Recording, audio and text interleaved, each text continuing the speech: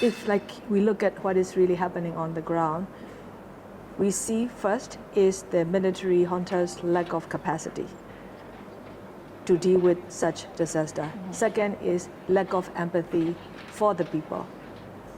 And we see even intentional negligence of this military.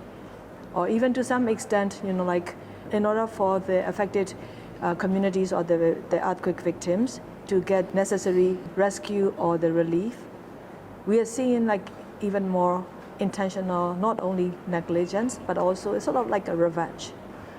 Overall, we can say that this military is in fact weaponizing the aid to the people.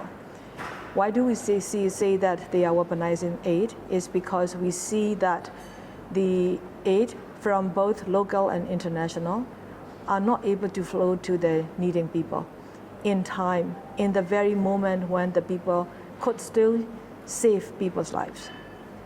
And there are roadblocks and also the restriction on the local volunteers, even like in cases of the arrest, for example, we're seeing that. And international rescue missions from different countries with the good faith and goodwill that they want to come and really like save the people's lives are not able to have the full access to the areas where they could still save lives.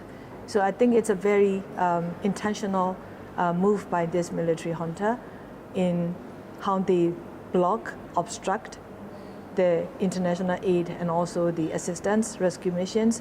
And it's a part of their weaponization of the aid.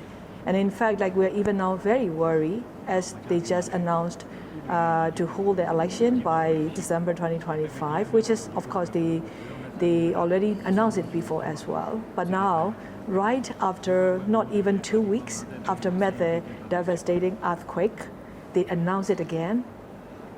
What that tells me is that they are repeating the same old playbook of what they did back in 2008 during the Cyclone Nargis. They let the people die, and they manipulate and obstruct and weaponize the aid, international aid, even like using as a bargaining chips to get the people's votes in order for them to adopt their military drafted 2008 constitution.